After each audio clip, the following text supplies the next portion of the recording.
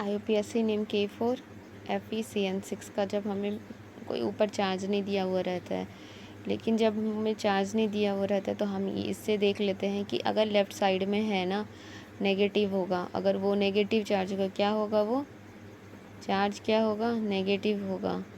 तो इधर ऊपर जाएंगे तो हमें नेगेटिव मिलेगा, अगर इधर रहता यही चीज़ इधर रहता है तो वो चार्ज जो रहता है ना वो पॉजिटिव होता है। तो अंदर का जो मेटल हो या लिगेंड हो ना, इसका किसी का नाम चेंज नहीं होता, लेकिन जब इधर आ जाता है ना तो वो जब ऊपर चार्ज जो हमें देखना रहता है तो वो नेगेटिव आ जाता है। तो इसके कारण ना मेटल और लिगेंड दोनों का जो नाम जो रहता है ना वो चेंज हो जाता है। ठीक है, तो पहले तो हम इसका ऑक्सीडेशन स्टेट निकाल रहे होते हैं, तो ये रहा ऑक्सीडेशन स्टेट निकालेंगे।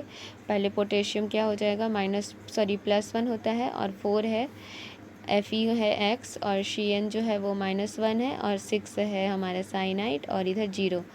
फिर उसके बाद +4x - 6 = 0।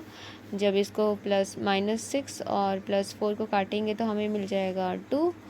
जब यही -2 हो जाएगा यहाँ पे, यही चीज़ जब इधर चल जाएगा तो ये हो जाएगा +2। तो हमें क्या मिल गया, ऑक्सीडेशन स्टेट 2 हो जाएगा। लिगेंड क्या होता है, पहले स्टेप में होता है हमारे पास लिगेंड होता है, फिर मेटल होता है, फिर ऑक्सीडेशन स्टेट होता है, फिर ब्रैकेट के बाहर होता है। तो लिगेंड जो होता है वो CN6 होता है। ठीक है, लिगेंड क्या है हमारे पास, साइनाइड है। तो साइनाइड कितना नंबर में है, कितना है साइनाइड हमारे पास 6 है, तो बोल देंगे हेक्सासाइनो। हम लोग हेक्सासाइनाइड लिख सकते थे क्यों, लेकिन साइनाइड क्यों नहीं लिखे, क्योंकि हमें पता चल गया कि ऊपर जो है वो नेगेटिव चार्ज है, तो हम नेगेटिव के कारण हम इसको साइनो लिख दिए।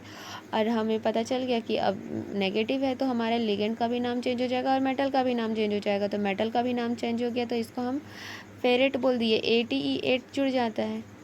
और फिर जो ऑक्सीडेशन स्टेट होता है ना, अब हमारे तीसरा क्या है पैटर्न, तीसरा स्टेप है ऑक्सीडेशन स्टेट। तो हमें ऑक्सीडेशन स्टेट भी मिल गया +2, तो ये 2 हो गया। अब ब्रैकेट के बाहर देखना है, ब्रैकेट के बाहर क्या है हमारे पास, पोटेशियम।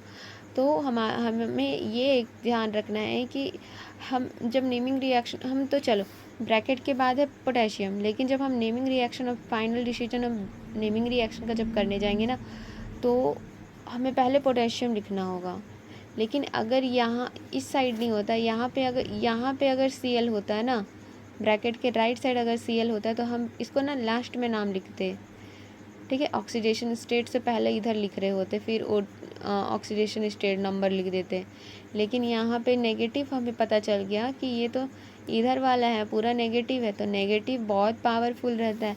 तो पहले हम नेमिंग रिएक्शन में पोटेशियम लिखेंगे, फिर हेक्सासाइनो लिगेंड लिखेंगे, फिर मेटल लिखेंगे फेरेट, फिर ये हमारे पास ऑक्सीडेशन स्टेट। ऐसे होता है, इसमें सबका अलग अलग रूल है। यहीं पे अगर हमारे पास ना, अगर यहाँ पे यही मैं बोल रही हूँ, अगर पोटेशियम नहीं होता, यहाँ पे अगर क्लोरीन होता ना तो क्या होता, हेक्सासाइनो फेरेट क्लोराइड, फिर 3 होता।